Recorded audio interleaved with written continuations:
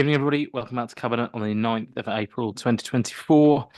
First item on the agenda tonight, apologies for absence. We've had apologies from Councillor Alex Farrell and Councillor Strachan, I think, will be joining us, but he's running slightly late. Number 2 on the agenda, declarations of interest. I go to Councillor Festival, Simon and Richard. Yeah, good evening, Chair. Declaration as County Councillor for the item that's discussed for the skate park. Thank you. Thank you, Simon. Thank you, Chair. Item 5, please. I'm a director on the council's wholly owned company, Lichfield West Midlands Traded Services. And then item 8, I'm a director on Darwin Prospects LLP, in which the council is a shareholder. Thank you, Chair. Great, thank you, Richard. Item 6, the skateboard park as a county councillor. Thank you, Mike.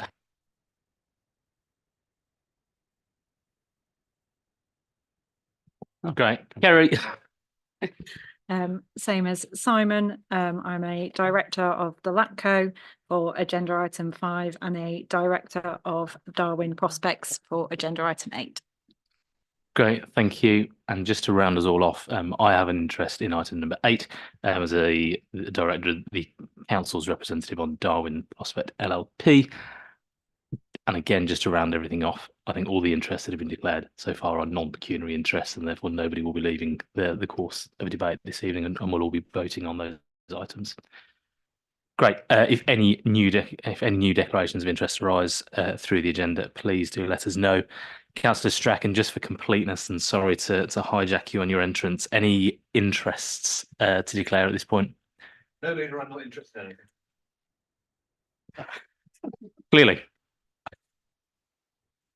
Right, moving into the agenda, item number 3 on the agenda this evening, the design code for the Birmingham Road site. We've got 2 design codes that are on the agenda tonight, 2 slightly different remits for them and slightly different courses that they're going on. The first paper then is the design code that we've done for the Birmingham Road site. This is in Councillor Farrell's name, but in his absence, I will be taking the paper. I think we're all fairly well versed in this. We know that the Birmingham Road site needs a very, very high level of quality design as a gateway entrance to the city. You will know my views on some of the architecture that has been brought forward in recent times in Lichfield District, and so this design code was really about ensuring there's an incredibly high threshold for any developer who wants to work on that site. We brought in the not-for-profit organisation Create Streets, who do some brilliant work nationally and I believe internationally now as well, on creating exactly the sort of plans and design codes that we want for Birmingham Road site. They have worked at length to create a design code that's got genuine community buy-in, I believe. There were, I think, 3,000 or so responses. No, I tell a lie, there were almost 6,000 responses to the initial online engagement. And they then carried out subsequent consultations with more than 300 people in person. I think historically that's probably a really good level of engagement that we've had with the community. Really important to me that really was that it's a design code that the community can get behind, and I think we've really got that with Create Street.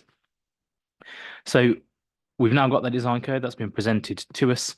The recommendation is that we take that to full council to adopt the design code for the Birmingham Road site, and that also delegated authority is given to the leader of the council and the chief executive to make minor changes to that design code without having to go back to full council. Happy to take questions on the paper. Councillor Smith. Thank you, Doug. I don't have a question as such, just more of a comment really, that I feel and I agree this is absolutely the correct thing to do for this sort of gateway entrance part of the city. I also think it's strengthened by the fact that it's our land, we own it, we're selling it, so we can also it helps us to insist that whoever purchases that land will adhere to this design code as well. We can make that choice. Thank you, Andy. Mike. Thanks, Lee. Yeah, just to reiterate, as as Andy said, we've got to be absolutely sure that we do not in any way move away from this design code, and that we actually stick rigidly to it, and that we don't get our arms twisted by any developer coming forward that may want to make amendments to it or in any way, shape or form. Because I think because of where its location, it is a gateway into the city. We've got to be absolutely sure it's exactly what people have said they want and what we want as an organisation. So I just hope that we will not in any way shirk away from the any part of the code in any way, Leader. Thank you.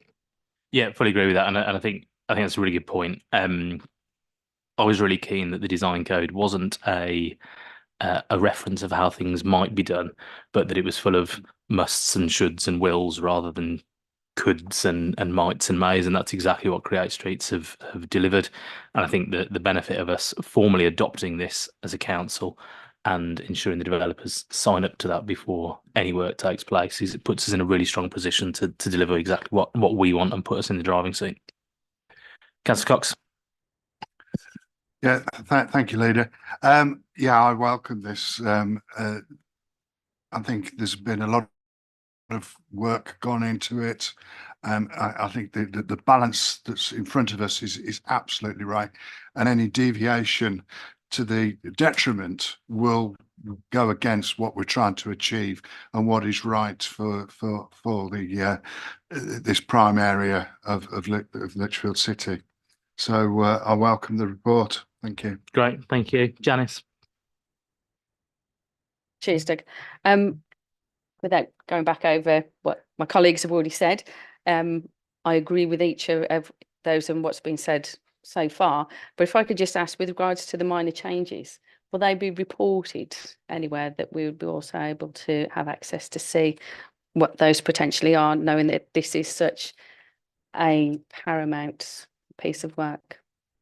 Yeah, absolutely. I'll give the undertaking now that any changes will be reported back to Cabinet, either as a briefing paper or in person, and we will make sure that we track the changes that have been made so we can clearly see where those amendments have been made and don't have to go and dig out and cross-reference word by word to dig that out. But I think that's a really good point. Yeah, and absolutely make that undertaking to you. Anyone think it's a terrible idea and we shouldn't have done it? No, I think it's put us in a really strong position. And I think one of the bits that I missed out earlier on is actually that it gives our planners a bit more muscle as well in terms of their decisions as well, which I think is really helpful. I know our planning team will welcome as well. Okay, if there's no more questions, I will move to the recommendations then on the paper at 2.1 and 2.2. All those in favour? That's great. That's unanimous. Thank you, everybody. And thank you. I should say thank you to Create Streets, who have done a huge amount of work for us, and also to John Smith and as well, who's led on that. So thank you very much to those officers. Okay, item number 4 is the Lichfield District Design Code Supplementary Planning Document. Again, this is in Councillor Fowles' name, so I'll be taking it this evening.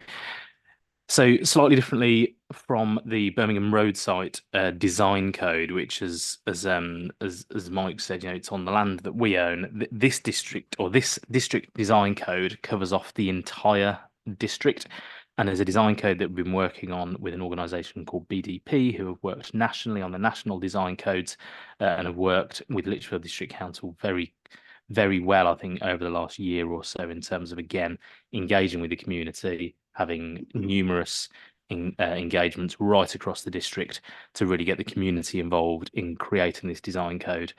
There's been a fair level of engagement with not only residents but also developers and anyone who's got any interest in development. That's been really helpful, and I think that's come up with a really strong design code that we should all be able to back.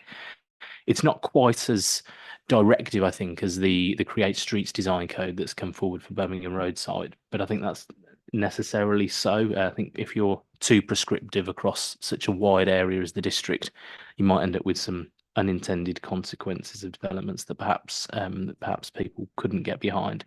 But as you'll have seen in the design code, it covers off a whole variety of different conurbation types and area types and building types lots and lots of detail in there, which if you are in the industry will make a lot of sense to you. If you're not in the industry, perhaps a little less so, but it is all very well explained in the design code with a lot of visuals as well.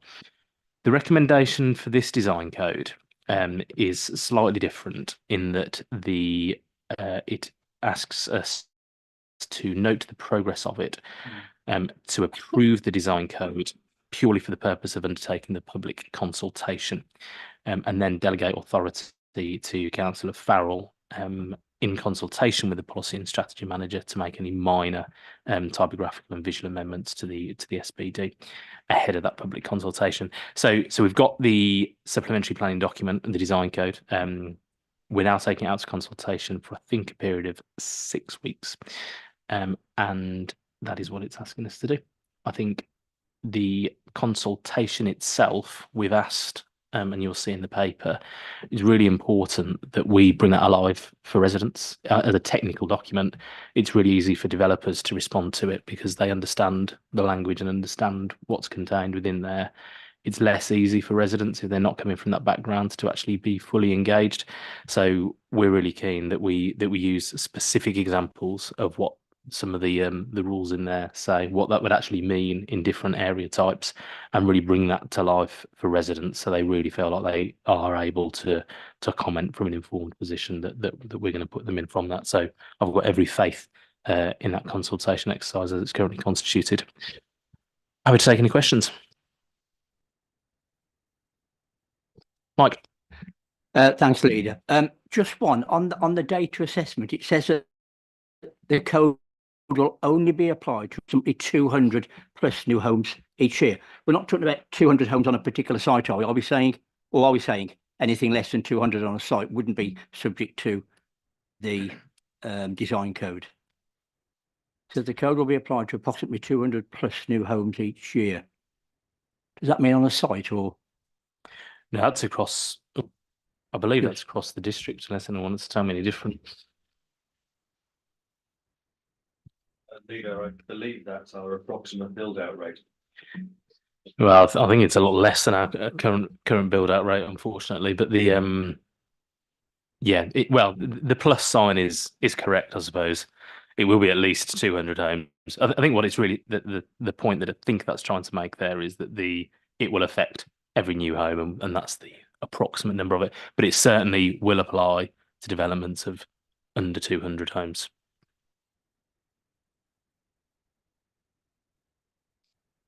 Any more for you, Mark? Well, it was only anybody reading that might just have thought, like I did, that it meant any sites of less than 200 wouldn't be subject to the design code. So it clearly doesn't mean that. I just wonder whether it just needs to be a bit clearer in the narrative there, that what it actually means, as opposed to people picking up or developers saying, oh, so if we build 198 homes, we're not subject to. Yeah, okay, let's get that language tidied up in the report if we can. Thank you. Janice? Yeah, it was just a point really on the consultation side of things that we've heard on the previous agenda item, that I think that would be deemed a pretty substantial amount of feedback that we'd received, and I'm keen to see a good level of consultation that happens with this. So I'm pleased to see those specific items that have been identified as part of that consultation window. Will there be sort of fairly I'm going to suggest weekly, but periodic feedback of where the numbers are at? So if we need to look at exploring other options, some of which I know that we've discussed, with ourselves as well, as to how we could maybe put some more attention to those if we need it. So we can do it going through the process, not just at the end. Yeah, I think that's a valid point, but I am just going to look at offices to make sure that's a practical. I think you're quite right. Can we measure that and give updates? Super. Yeah, brilliant. Thank you. Rob. Thanks, Leader. I think it's probably safe to say that all of us as members of Cabinet have looked at some developments that have come forward in the last 4 or 5 years and thought, wouldn't necessarily have done that. I wonder how that's happened. And then it's turned out that our own planning rules permitted it. And so this design code, for me, I see as being a significant tightening up of the existing rules, and putting in place a supplementary planning document which will ensure that where development has to come forward, it's attractive and it's in keeping with the standards that I think we here in Lichfield and across the whole district would like to aspire to. But I just wonder whether you could give us a little bit more detail ahead of the public consultation about how this has been tested internally, because we've got some very detailed internal and informal stakeholder responses. But I just wondered how this had been run past the spatial policy team so far. Great question. So the spatial policy team have been heavily involved in terms of the internal consultation on an almost line by line basis to make sure we fully understand the implications of the design code. We've also taken a couple of recent developments in the district and tested those against the design code to see whether they would have got through the design code or perhaps not in other cases as well. And that's really brought out, and I think it's really brought to life just how strong the design code will be in shaping the future of the district.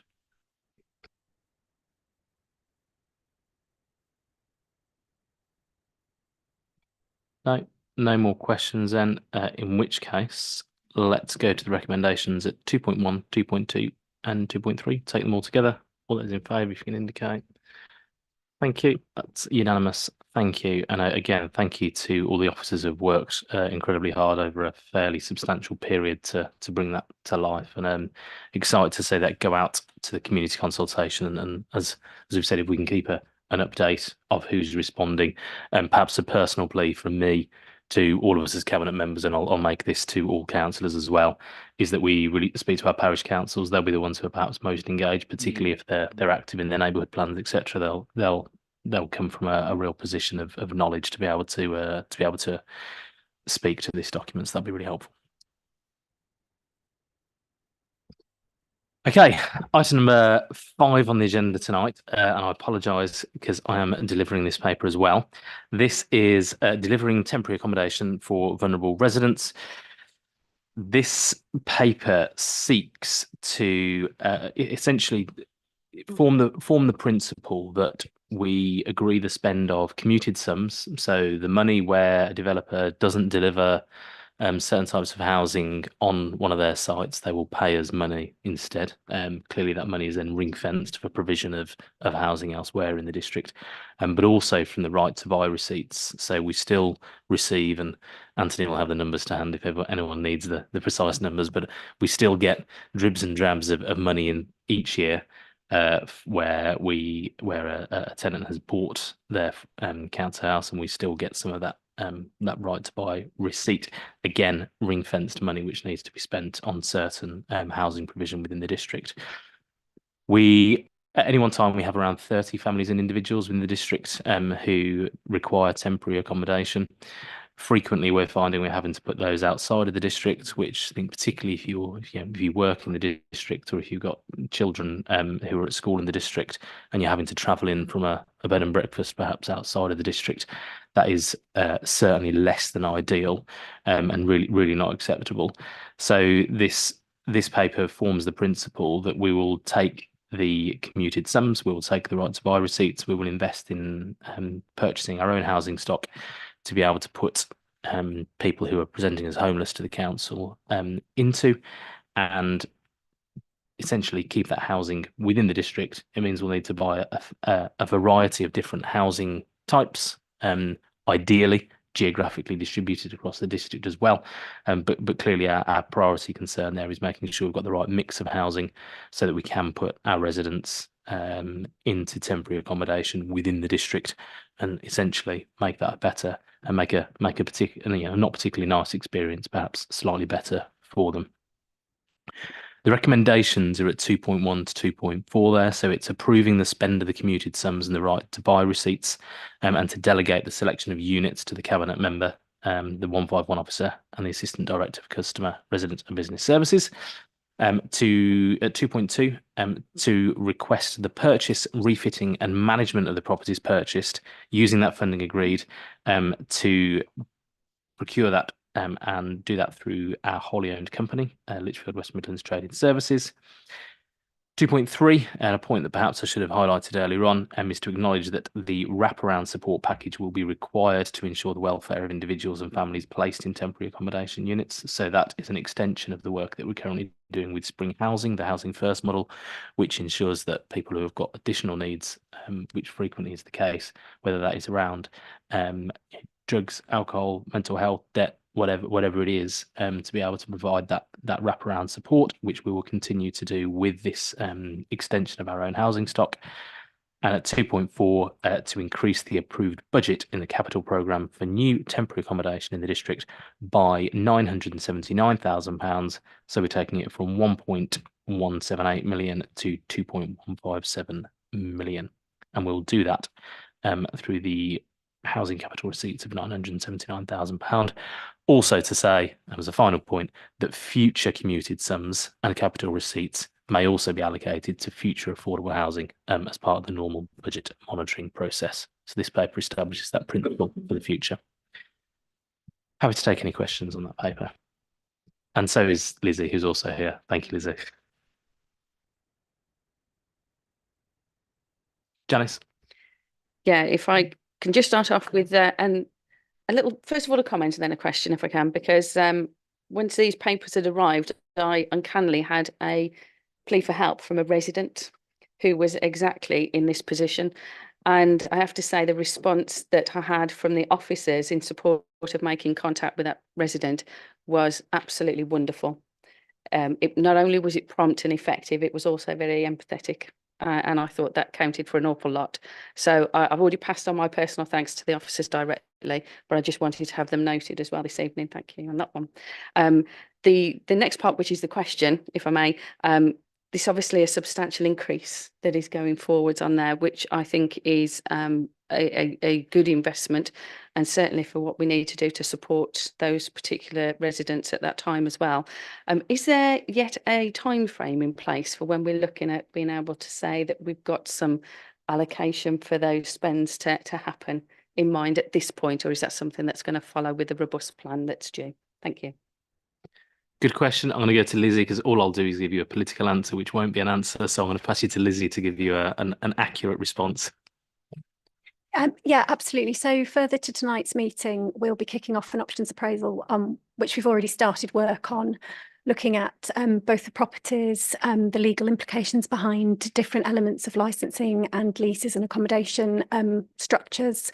Once we've got that package pulled together, we'll bring that options appraisal to leadership team for consideration, and subject to the delegations within the paper, we'll then deliver. So the ambition is to complete that within 2 months. 2 months.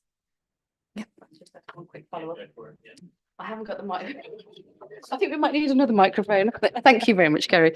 I did notice as well about the location of some of those. We've got a preference where we can see we've got a need, but is it also factored in for things such as if we know that we've got a high proportion of families that are involved in there, that we try and locate them near to schools as far as possible? We've got one coming this way. Yes, so we'll, as part of the options appraisal, we'll be working not only with ourselves, but also with Bromford and other providers. So we'll take into consideration as much data as we can to make sure we make the most appropriate decisions, and that will be included in that options appraisal. Thank you. Thank you. I think just on that point, I think we discussed that. Well, that point was discussed at ONS, wasn't it, in terms of the geographic distribution? And I think the point we arrived at, I think, was that we shouldn't let perfect get in the way of good on that. What we don't want to do is hold out for the perfect solution, which particularly if we're acquiring existing housing stock may not appear for quite some time. So I think we need to make the best of what we've got. Yeah, and I think this establishing this principle that we will use those commuted sums and right to buy receipts leaves the door open for future acquisitions as well. Richard. Thank you, Leader. I'm very interested in to see in terms of the data assessment. The fourth bullet point is saying that the data gathered on housing demonstrates the most people waiting on the housing register prefer to live in Chase Terrace, Bowley Park, or Kerborough. I don't quite get that when there are other wards that right across the district you know, is there then the equity in presenting this information forward? Because the last bullet point then says the highest number of homelessness are Chadsmead, Stowe, Kerber and Chasetown. And in that basis, again, I asked the question in terms of the equity across the district, because certainly my ward that I represent would certainly have issues, as we're well aware. And I just want to be sure that they also, in a sense, that prefer to live in Chase Terrace, and why wouldn't you, Bowley Park and Kerborough, but at the same time, we've got a lot of other places where it might apply. So I just want to ensure equity across the district. I think, and perhaps Lizzie might want to add to this, but my understanding of that data assessment is nothing more than a sort of a snapshot of the information that we've got. That information may very well then find its way through to helping inform the decision about where acquisitions are made. But I don't think that's suggesting for 1 second that you know, because point 4 says this is where people want to live, that's where we're going to go and buy the houses. I think that's just context for the decisions which were made. But Lizzie, I don't know if you want to add to that. Correct Yeah, me. I'd only add, Councillor Cox, that this is looking particularly at temporary accommodation, and it doesn't take away from the fact that we also need to ensure we're delivering long-term affordable accommodation for people who want to live in and stay in places like your ward. So this is in complementing that element of work as well. So I think we'll need to take all data into consideration. But at the moment, an awful lot of people that are going into temporary accommodation are actually going outside of the district. And so this is about making sure that they have connections to local facilities or local services that they rely on. And again, we do need to try and deliver equity across the district, but with the budgets we've got and the cost of homes, I doubt we'll achieve that in a perfect way, but we'll do our best to reflect the data in the homes that we put forward. If I may, I'd just like to come back is in terms of what I want to be sure of is that any property for those temporary is throughout the district rather than just being specifically located in a sense. And as long as that's the case, then I'm happy with it, because I just don't want to see us concentrating in one area just because effectively data might be saying that's that, because each area will have its issues, and to cover temporary, it could be within those particular wards elsewhere that actually there might be that issue that arise, not just on a permanent housing register. Thank you. Great, thank you, Richard. Any more, Rob? Thanks, Leader. This appears very much like an evolution of a scheme that we started, and according to the background documents, it was the 14th of July 2020. So it feels rather longer ago than that, where we started allocating right to buy receipts to address homelessness. And I'm sure that you're about to reassure me that this is an evolution of that scheme rather than a duplication or effectively running two streams alongside. I'm just a little concerned about the risk treatments, though, and the risk assessments in at the very end, and it's particularly risk B, because we identify that risk and it's internal page 84. Homes procured by Lichfield District Council become subject to right to buy legislation, and we assess the likelihood of that as being read. To qualify for right to buy, on my understanding, one has to occupy the property for 3 years. And Councillor Cox has already dealt very briefly with the dwell times of being 4.5 weeks and 6 weeks. Are there any outlying cases that are even going to tickle those 3 years? Given that we score the likelihood as read, which obviously places me on notice that there may be some issues. Is it really a likelihood of read? I accept the impact may be read. And that then leads me on to the countermeasure, which is letting by license. That appears very sensible. My land law is quite rusty, so I'm hoping you could just give me a few more details about how that will work in practice. I'm aware there are about 3 or 4 questions wrapped up in that, so sorry about that. Over to you, Lizzie, on those. So it is unlikely that we would have somebody living in temporary accommodation for over 3 years. However, we do have some issues with larger homes, and if we choose to procure a larger home through this and then struggle to move a family onto a larger home, then we could end up with an issue of someone being a temporary accommodation for a significant period. That's not our aim. Temporary accommodation should be something that's used and people move on to a secure accommodation as quickly as possible, but we need to make sure through the options appraisal that we're guarding against any potential risks.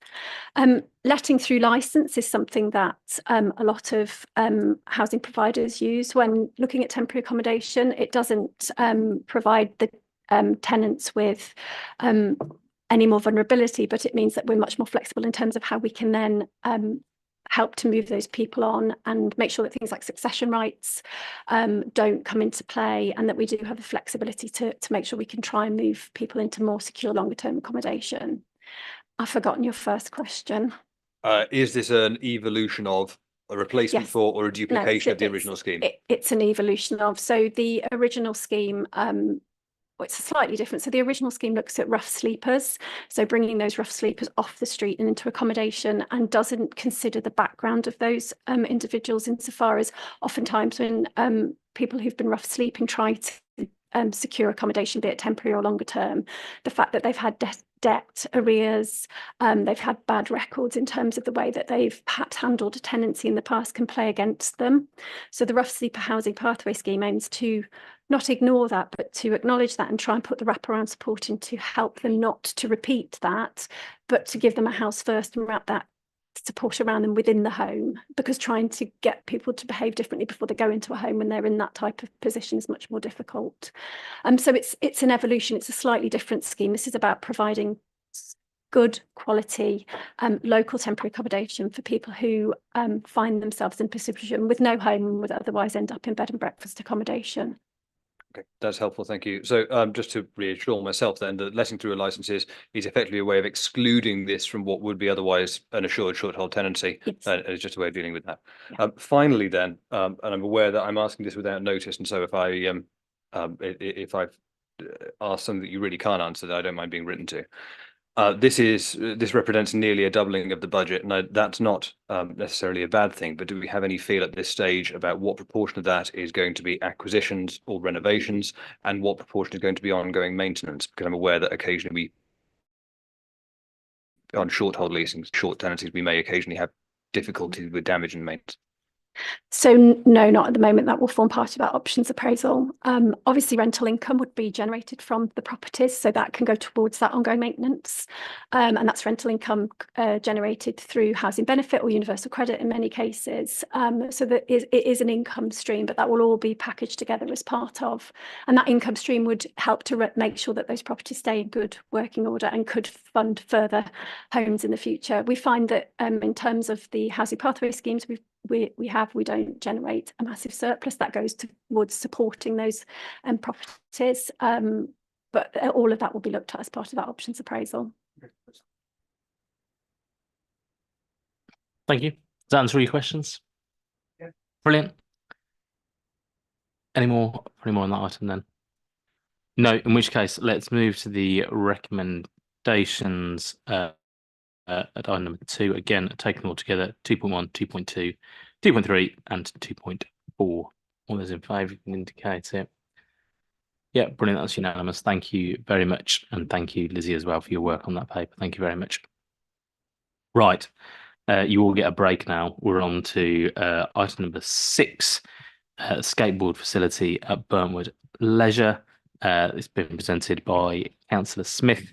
I think Councillor Smith, there's an amendment to one of the recommendations on this paper, isn't there, which perhaps you'd like to... I can either read that out. Well, I'll tell you what, once we get to recommendations, I'll read it out at that point. Right. Thank you, Leader. I was going to get Simon to read it out, but I don't mind. Whoever does it. This gives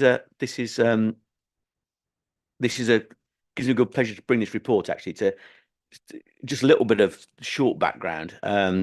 Staffordshire County Council are due to redevelop the site, which currently does include the existing skate park, which is next to Burntwood Leisure Centre at the moment. And after having conversations that were raised to me by the Leader of the Opposition, the ward members of the public, our own officers, it became evident that we needed to do something to replace that facility because it is a well-used facility.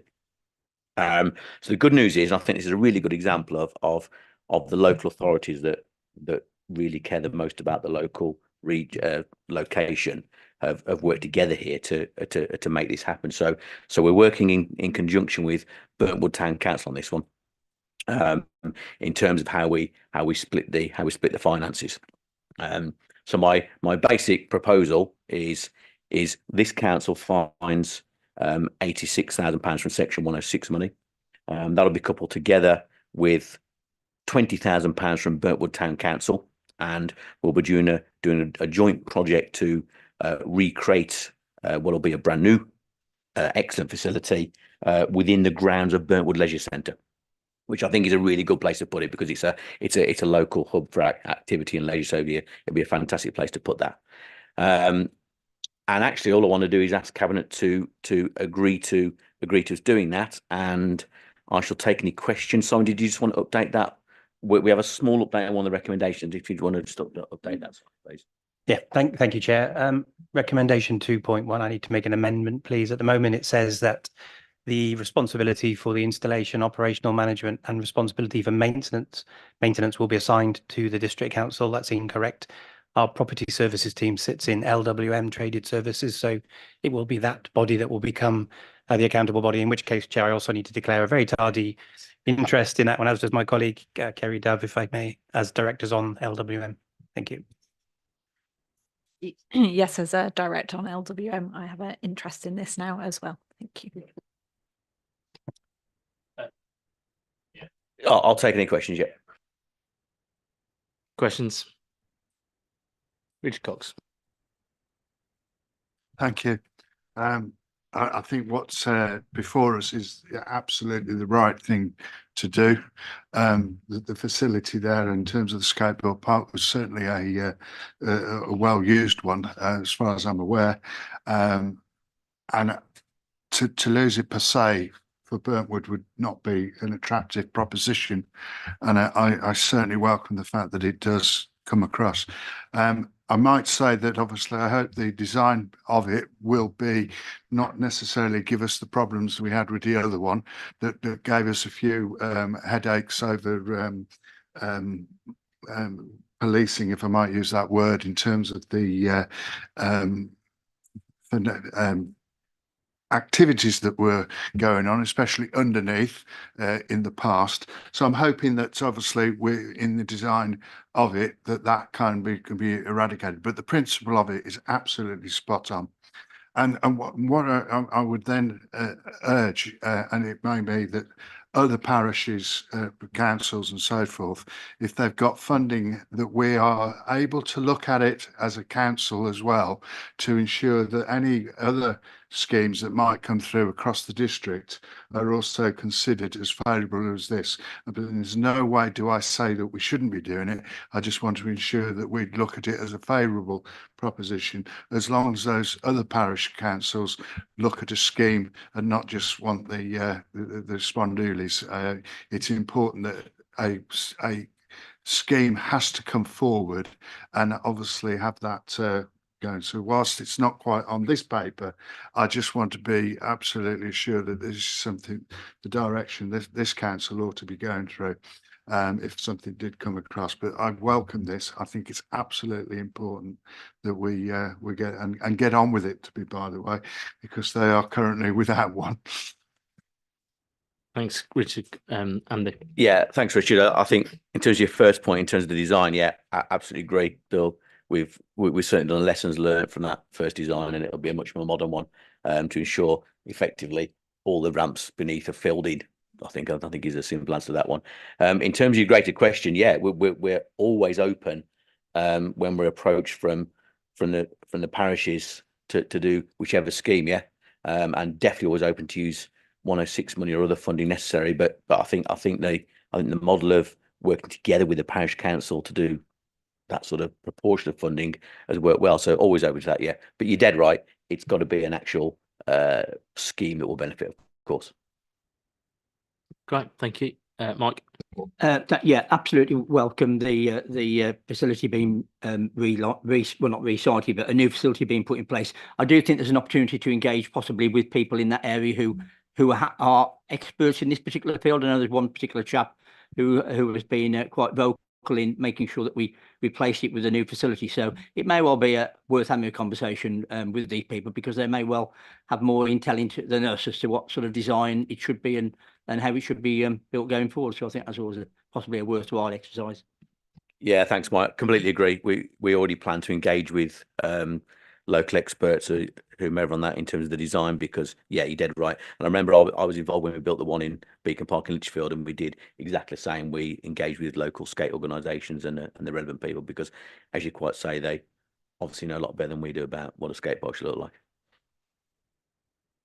Great, thanks, Andy. Janice? Yeah, so a couple of questions. The first one, with regards to how the figure's been arrived at, so that we know that we've got a fully costed proposal there. And also I'm being informed that there's certain challenges that people who miss the skate park at the moment are encountering whilst taking different equipment onto buses to try and get to another skate park. So really it's given some type of indication, if we can at the moment, and I appreciate this is the early stage of it, as to when that's likely to be in place for residents to use, please. Can I ask your assistance on the costing, please, Simon, and the dates? Thank you, Chair. I wasn't expecting the second part of that question, but I'll have a go at that as well. Yeah, we've got some indicative costing already. So we believe that the budget that we've now got with ourselves, we've now created between ourselves and the town council is more than sufficient. Obviously, were it not to be, then we would come back to this committee and ask, or this cabinet rather, and ask you to give us some more. In terms of timings, I think the most important things to do are to, as Councillor Wilcox has indicated, engage with the local people that have expressed such passion to retain this, confirm which of the 3 locations are the most ideal, and then get on with it. But we are ready to go to the procurement as quickly as we possibly can when we've done those 2 first stages. I'll add to the timings. My message to officers has been, whilst, well, I kind of want to my cake and eat it really. Whilst we want, we most definitely want the right design and the right skate park, as Councillor Wilcox was talking. But my also message is we do then need it as soon as possible. And if we can get the funding signed off today, which is what we're looking at, then we can go ahead and do that. Yeah. Simon? Sorry, Chair, I'm having an anxious look from our section 151, who's quite rightly pointed out that obviously it will be subject to planning permission also.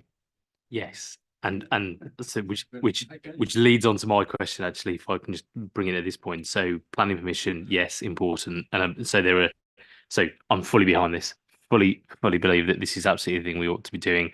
I think the ASB issues, that's life. We just deal with it. It's it should certainly not be a blocker for us doing this. 2 potential challenges for us to overcome, and I think we need to flush them out very, very early on in case we haven't already, is the fact that it's going to be subject to approval from the Coalfield Industrial Social Welfare Organisation, because we lease the land off them, and also that there's a risk flagged that Sports England may object, as it may impact on pitches. So I suppose I'm just thinking, if those are the 2 largest hurdles to overcome, it would make sense to get those out the way early doors to make sure that we can then proceed as quickly as possible. So just some assurances that we'll get on that ASAP, I think, to knock those hurdles down. Yeah, the answer is yes to that. Hoped it would be. Brilliant. Any more questions on this? No, and I think, as has already been highlighted, great piece of collaboration between us and Birmingham Town Council as well, we should say. Andy, back over to you then for the recommendations and the slightly amended at 2.1. Yeah, okay. Simon, do you want to read out all the recommendations and do the amendment as well? Certainly, Chair. Shall I build it as well? Sorry, Chair. Recommendation 2.1, that Cabinet approves the installation of a new skate park facility at Birkwood Leisure Centre with operational management and responsibility for maintenance assigned to the Council's wholly owned company LWM Traded Services. And then recommendations 2.2, 2.3 hours written. Thank you, Chair. That's great. Thank you, Mr. Fletcher. Your lips didn't even move then, Andy. All those in favour, you can indicate. That's great. That's unanimous. Thank you very much, everybody. Right, next item, back to me now. Lichfield District 2050 strategy. I think we've all seen so many iterations of this over the last months that we feel like we probably know it inside and out and backwards and forwards, which is a positive thing. If you remember, we had originally hoped to bring this to Cabinet a number of months ago. We looked at the data and saw that there was a very low response rate. I say very low. I think 0 response rate from those under 18, and certainly a very low response rate from those under sort of 45.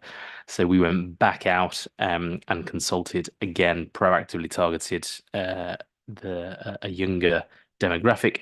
We got around 200 additional responses from that exercise, so I think that really was worthwhile to make sure we've got that really well-rounded input from them. I think a recurring theme, actually, certainly from the design code papers that we talked about earlier on, and certainly the skateboard as well, is how much better I think we're doing at engaging with the community and how much better we're doing at engaging with residents. There's still, I think, a long way to go. We'd all recognise that, but I think certainly we've made leaps and bounds in terms of getting much higher numbers of people genuinely engaged with the work that we're doing. The Lichfield District 2050 strategy is no different. So we've quite literally had thousands of responses to this and thousands of people involved in having their input.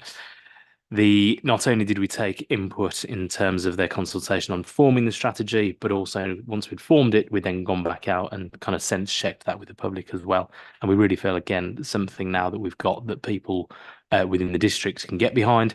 This is not designed to be a Lichfield District Council strategy.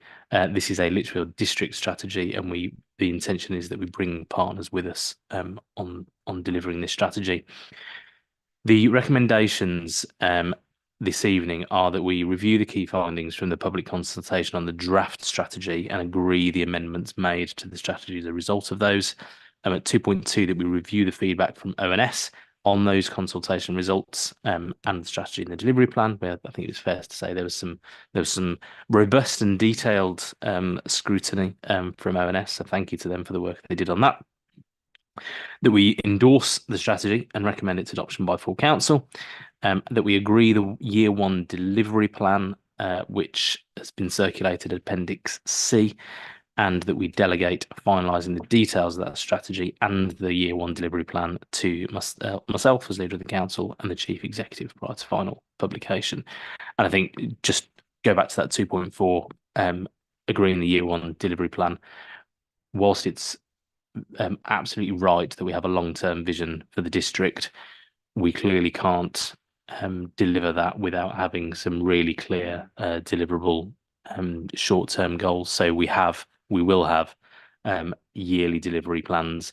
Those delivery plans will be broken down probably into quarters, so that we have delivery sort of windows on a quarter by quarter basis that will be reported back at regular intervals to the appropriate committees, just to make sure that whilst we've got those lofty ambitions for what the district will look like in 25 years' time, we're actually putting all the building blocks in place over a period of time to make sure that that vision becomes a reality.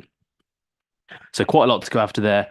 Fully appreciate this has been on people's desks and in and out of their inboxes for a long time now. So it may be that most of your questions have already been answered, but nevertheless, happy to take any questions on that. Janice. Yeah, it's more of a comment than a question, Doug. You're absolutely right. And I think that the words that were going through my mind there is about the ambitions that we've got in here and making those into a manageable, deliverable point, I think, is what is key to this now, and especially given the time frame that we're looking at. So from my point of view, fully behind it, and equally that deliverable aspect of doing it in those yearly plans so we can see exactly. And I'm also pleased to see the amount of people who subsequently contributed to it, because we all have an opinion about what we want for the district, what we want on the short, medium and long term. And you know, we're looking pretty long into the distance here for 2050. So I'm equally more pleased to see the amount of people then subsequently that we're able to put their opinions into what they would like to see in their district as well. So more of a comment than a question. Thanks, Doug. Mike. Yeah, thanks, Leader. Yeah, excellent piece of work. And I think it's important that we start on this as soon as we can. Certainly in my remit under greener communities, the 3 key priorities that have come back from the respondents are recycling, doing more nature reserves, biodiversity sites and carbon reduction plan. And those are the 3 key things that we're working on at the moment to the task group and the working group that we've got together. So there's some good stuff that we're going to be able to announce very shortly. So more than happy that we should be challenged on all those 3 areas, and really looking forward to making sure that we end up with a much greener district in the future, Leader.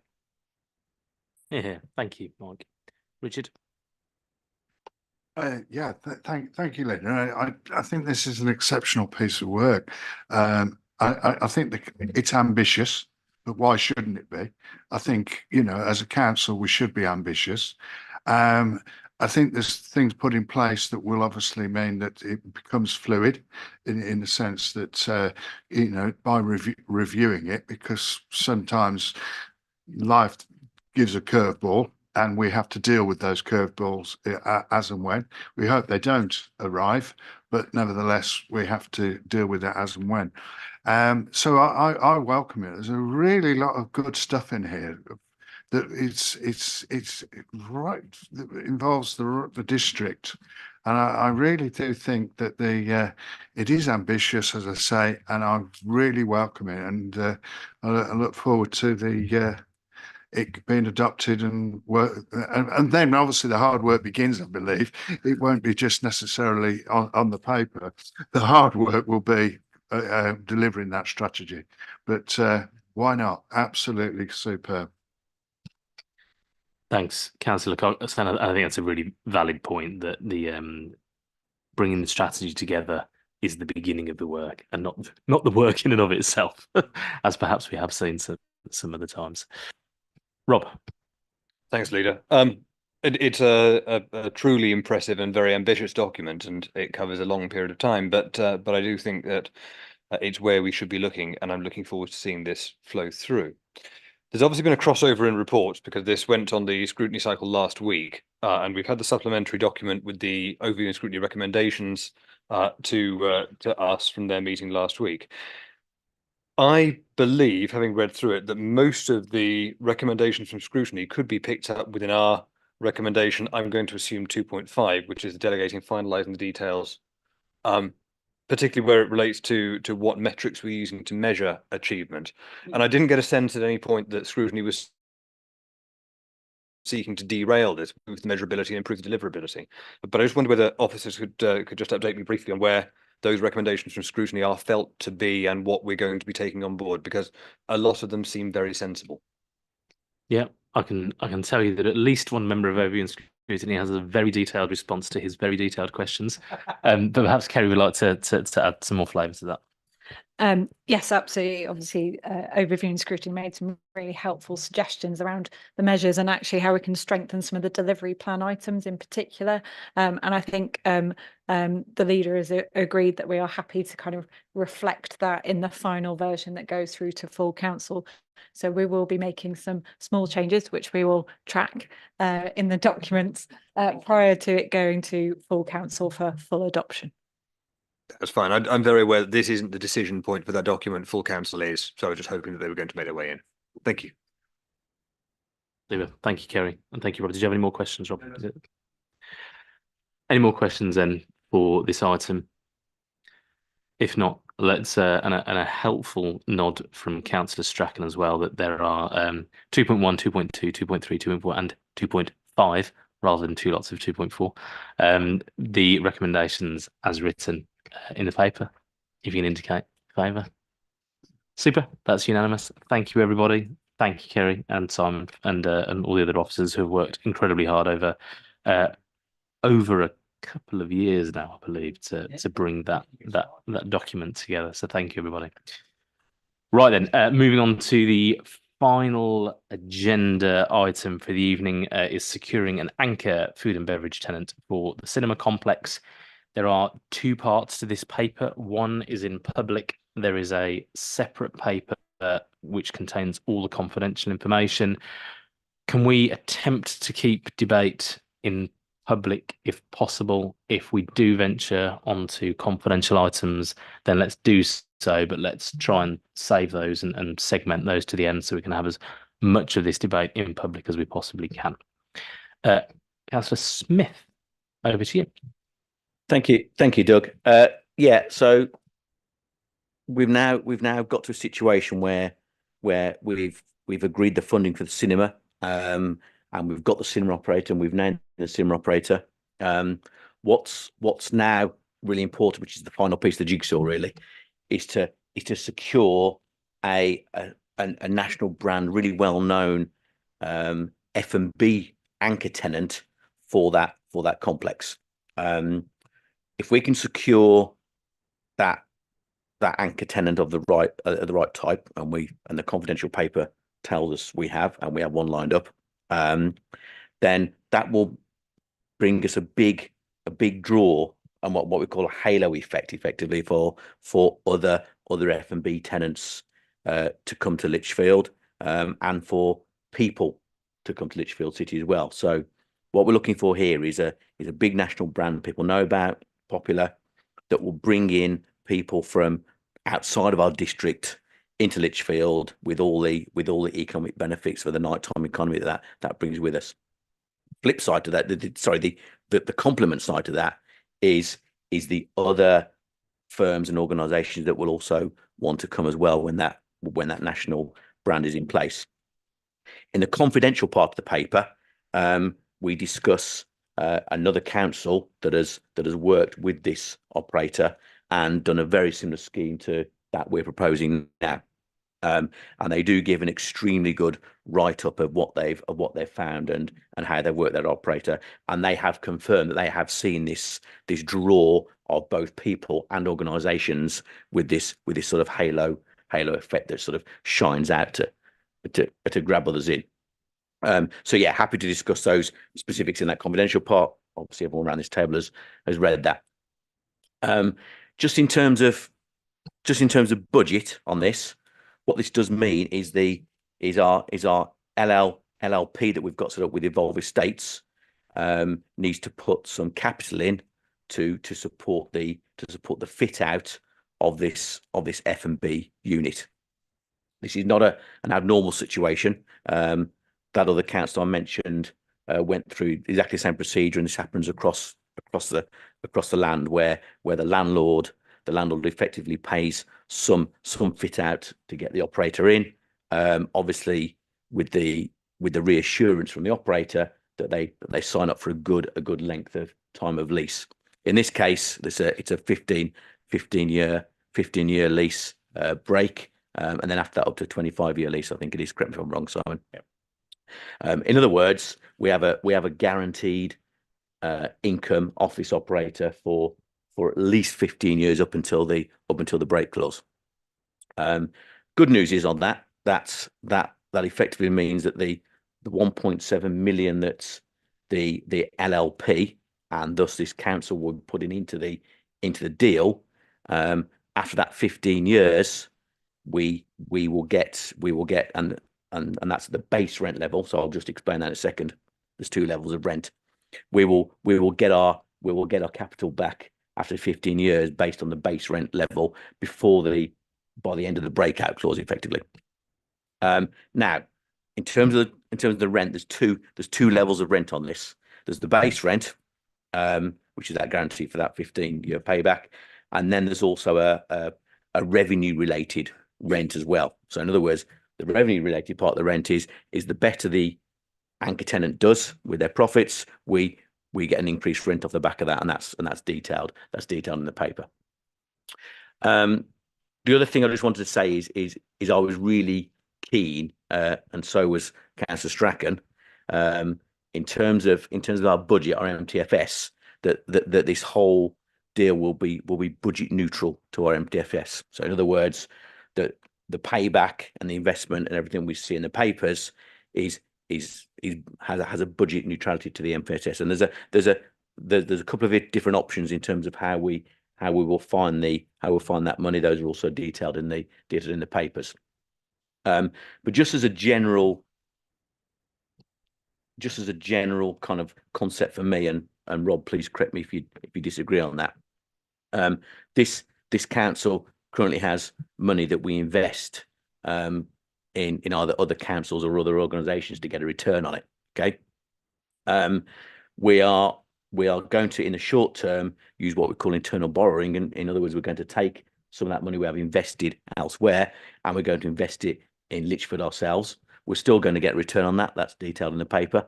But of course, we get a double win because we don't just get a financial return off that. We also get the place shaping and the draw effect return on that investment as well. Now, even though the return on what we invest may not be exactly as high as where we invest it elsewhere to begin with, we've obviously got the indirect impact of the nighttime economy and the draw. I think that's all I wanted to say at this point. Obviously, we've got more to discuss in confidential, but I'll hand it over to any questions. I may be assisted by Anthony, and I may be assisted by Simon as well. That's great. Thank you. Just before I go on to questions, then, is there anything that Simon or Anthony wanted to add to that before we go into questions? Anthony.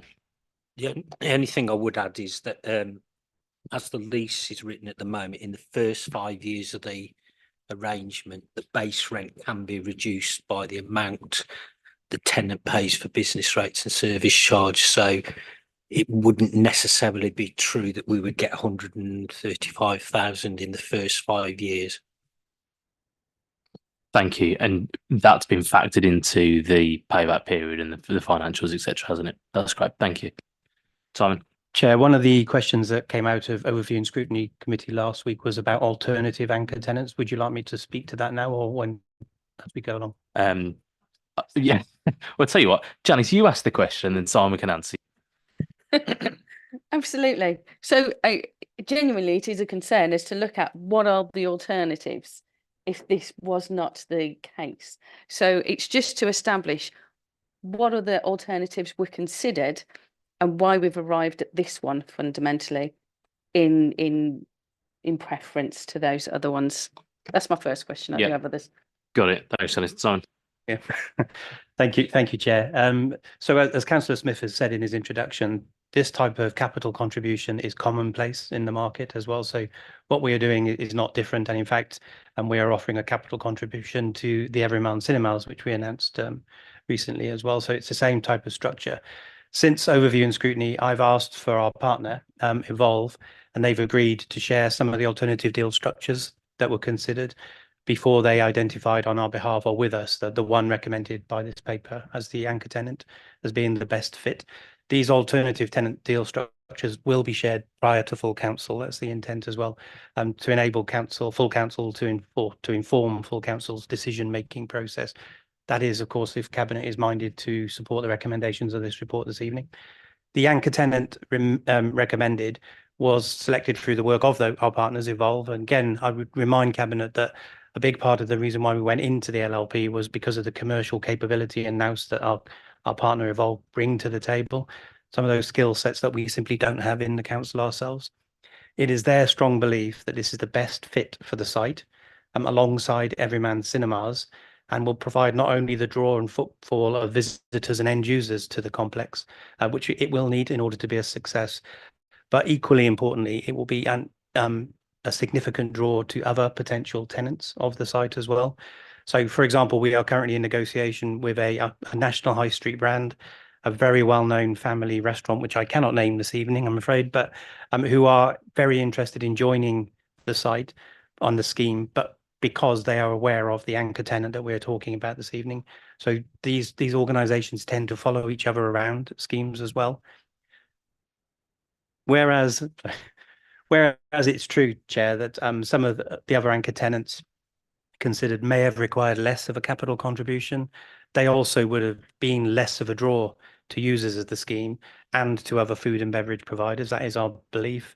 Our aim is to ensure, as Councillor Smith has said, that the centre is vibrant not only for the beginning and from the beginning, and it's but it also is a financial success in the long term. That's why Evolve, our partners, are recommending the food and beverage tenant that has been suggested in this proposal. Sorry, I hope that answers your question. Yeah, it does. And you've also taken up part of the follow-up question there, really, which is the amount that's been arrived at, and to see, you know, I appreciate we're investing in the wider district here and the attraction that this will bring, and the fact that it is an investment that we are making in our district, that at the moment we are potentially making elsewhere, benefiting from ultimately, but we don't have that asset as such. I get all of that, but just as an indication for this part of the discussions as to the 1.7 million, is that a comparable figure that would have been expected elsewhere, basically, that was in line with those, without encroaching on what we need to discuss next? Thank you, Chair. So some of the discussions and the negotiations suggested a higher capital contribution was required. Some suggested a lower capital contribution. I will give full council an indication of what those contributions look like. That's okay. I think if I could just add to that. So yeah, and I asked almost exactly the same question about the contribution. So in terms of how the 1.7 is made up for this particular operator, that's just what they normally would want for that site. So that's all gone to that. But just in terms of the alternatives, I was really keen after speaking to other councils as well to look at those alternatives, and it's quite a complex picture actually, and that's exactly as Simon said why we have our partners involved with states who do this everywhere, because we could obviously have gone for an anchor tenant that would have cost us less capex to bring them in, okay, but they may or probably would not have had the same sort of draw to other tenants, and therefore give the site the security that we want moving forward. Yeah, and therefore, and the whole point of this is A, it's a vibrant centre for our residents, and B, it's a vibrant centre because we get payback on investment as well. So it's that complicated balance. But no, Evolve, as Simon said, Evolve are willing and have committed to getting this some more sort of rational comparisons when we put this through for council as well. Anyway, Mike. Thanks, Leader. Councillor Smith mentioned two forms of income that we can get. One based on the base rent, and then levels of growth in turnover. So, how will there be a probably frankly, will there be a dialogue at some stage with the F&B operator when they're operating as to the level or the percentage that we will get based upon the growth in their turnover, or are we just dependent upon them sort of telling us, well, this is the increase in our turnover, so this is what we've got, and this is the percentage we're going to offer to you? Is that a conversation we have beforehand, or is that a conversation when they sort of increase their turnover, please? Over to you, Anthony. So there's two elements to that. So the lease itself says at the moment that we would get 10% of any turnover above a base turnover of 1.82 million. So that's what the lease says. What actually happens in reality is that each year the F&B tenant would provide a turnover statement to the council, which would indicate how much they've actually generated, and then that would be available to us to calculate the level of turnover rent. Now, there are some deductions from that turnover, things like royalties, I think, and tips and things like that are out there, but that's the process as it works at the council that we discussed it with. And if I could just add something that in terms of the risk on that as Andy said, that turnover threshold figure, which they have to do a turnover above before we get that additional rent, basically. In terms of the other sites we've looked at where this operator has gone in on a very, very similar deal, they've more than done that turnover, and those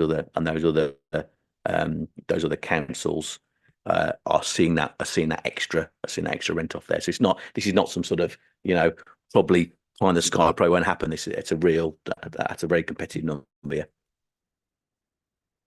Great. Does that answer your question, Mark? Yeah. Thank you. Any more? Richard? More of a comment, to be honest, and I think if we look at the risk chart in front of us, I'm encouraged in many ways that we are looking at something that is comparatively low risk, but there is a risk. And if we were saying high risk, I think the conversation would be very different. So I'm encouraged in the sense that we see the scoring there, that we are, you know, the risk is yellow, the likelihood green, but so therefore to do risk assessments, you can't help but know that you're at yellow.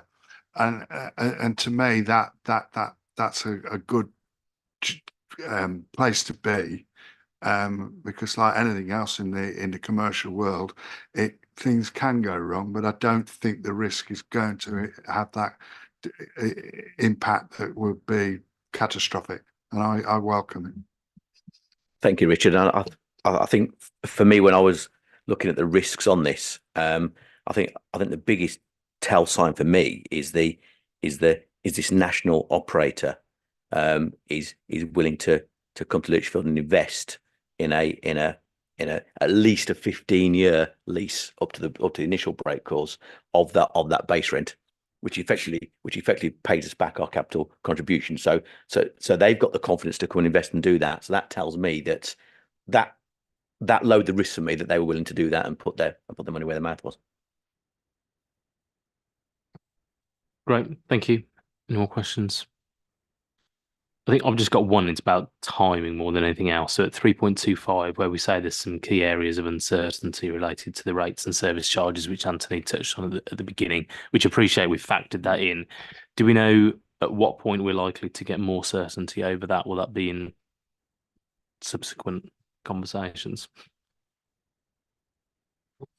I think the service charge is probably a lot easier to determine, because that will obviously be set by the LLP. And it'll be based on the cost of operating the facility. So I suppose there's jigsaw pieces to this. So once the tenants get allocated and we know what the costs of running the facility are, that one's easy. I think the business rates one is going to depend on when the valuation office set a rateable value for that particular element of the property.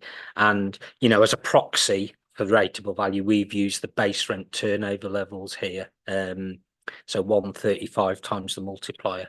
That's as good a proxy as I think you're going to get, to be honest, at this point in time. No, that's helpful. Thank you, Anthony. Okay, there's no more questions on the public papers then. Does anyone have any questions on the confidential papers before I move into confidential for no reason? No, you've all got access to it and have read it. So Janice, do you have any question on it in particular, or? Yeah, you sure? I'm happy to do so if we need to. I just didn't want to read out that blurb and then everyone saying, no, I don't have a question. Okay, no questions in confidential then. No, in which case then, Andy, move straight to the recommendations. Thank you, Doug. I'll do my own recommendations this time, Simon. Don't strain yourself. I'd like to move the recommendations set out in 1.1 and 1.2 of the paper. I think the numbering's wrong in the paper. It should be 2.1 and 2.2, I think. I think it is. Right. Okay. All those in favour of those recommendations, we can indicate. Yep, that's all in favour. That's unanimous. Thank you all very much. And thank you to you, Councillor Smith, and Simon as well, and Anthony, for the work that you've done on that, and John as well, I should say, John Smith as well. Right. Thank you very much. That's all gone through. That brings us to the end of the Cabinet meeting. Thank you all for your time.